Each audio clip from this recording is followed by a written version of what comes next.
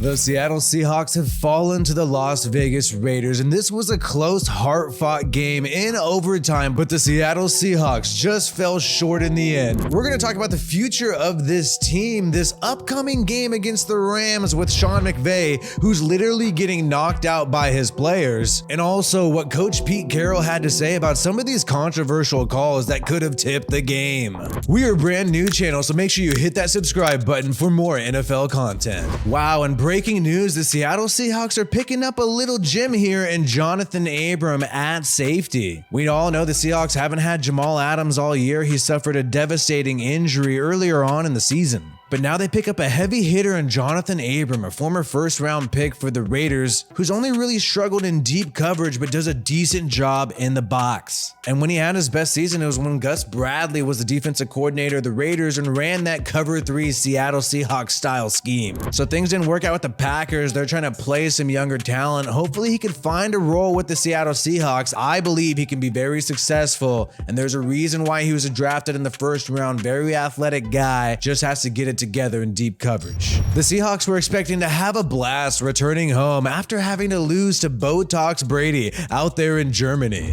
But instead, Geno Smith committed 2 turnovers during this game. Kenneth Walker could not even rush for more than 30 yards. Meanwhile, Josh Jacobs of the Raiders rushed for 200 yards and had the best game of his career. But in the end, it was a game that was decided on the final play, so the Seahawks were still in it till the last second. But some Seahawks fans are upset about 2 key calls, and they think that the refs may have tipped this towards the Raiders' favor. Here's what head coach Pete Carroll had to say about the Josh Jacobs fumble that was eventually ruled forward progress. They stopped the play for forward progress, and you can't challenge a play when they have forward progress involved. It means that he got hit, they stopped the play, and the ball came out. He fumbled the ball and all that kind of stuff. We saw that, but it's just they have to make the decision how to do that, and that's the way they called it. So because it was ruled forward progress, you're not able to challenge that play. The play technically stopped while Josh Jacobs was in a stalemate with the defenders. And Pete Carroll openly says it's a fumble here, which is pretty crazy, but he also admits, hey, the rules are the rules and there's nothing he could do about it. On top of this, there was a long completion to DK Metcalf that a lot of fans thought was a completion, but the referees eventually ruled this incomplete. Here's what head coach Pete Carroll had to say about the incomplete pass.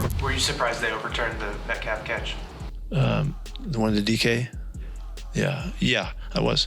Both of the refs on the side, they saw it as a clean catch. I didn't see the replay, and I understand they were talking about the ball got moved after he slid out of bounds or something like that. You got to survive the ground. That's what they're trying to determine there.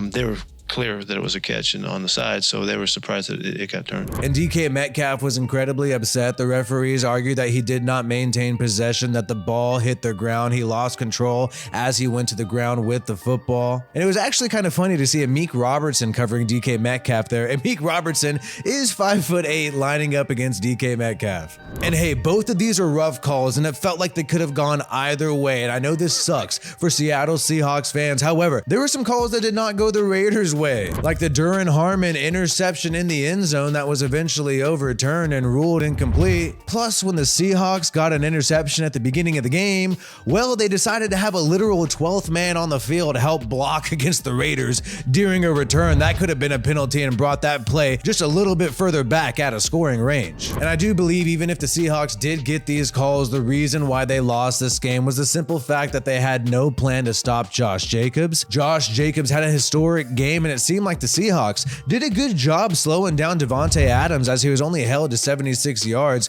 with rookie Tariq Woolen on coverage. And you can see here with Davante Adams' passing chart, Tariq Woolen was able to do a great job covering this guy, and that's very impressive. Holding Davante Adams under 100 yards is considered a big accomplishment. But at the same time, the Seahawks had no plan for the run game. It seemed like they had a plan for Davante Adams, but absolutely no plan for Josh Jacobs to prevent him from having a historic day. Couple this this with the fact that Kenneth Walker had under 30 yards. The Seattle Seahawks need to have a balanced attack. They need that play action to be a big threat to allow Geno Smith to have a great day.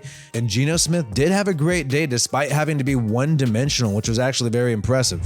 But luckily, there's light at the end of the tunnel for the Seattle Seahawks as they go on to face the Los Angeles Rams this week, a perfect victim for them to get back on track. Aaron Donald does not look like he is going to be able to play in this game. So that is really going to tremendously affect this already struggling Rams team. And then Sean McVay, his head might not be right after taking some hits from one of his players as he rushed back onto the field. Oh man, he had to go into the tent after that. So maybe McVay might not be able to be the offensive guru and call the right plays since his head might not be right. And then you also have Matthew Stafford, Cooper Kupp, Allen Robertson, the left tackle, Note Boom, in addition to Ashawn Robinson, the defensive tackle. All of these guys are out for this game. That is huge. So this is a perfect week to get right for the Seahawks. They need their pass rush to step up. They got very few pressures against Derek Carr. The pass rush could have a great day against Bryce Perkins, who is likely to be starting for the Rams at the quarterback position. He played against the Chiefs and threw 2 interceptions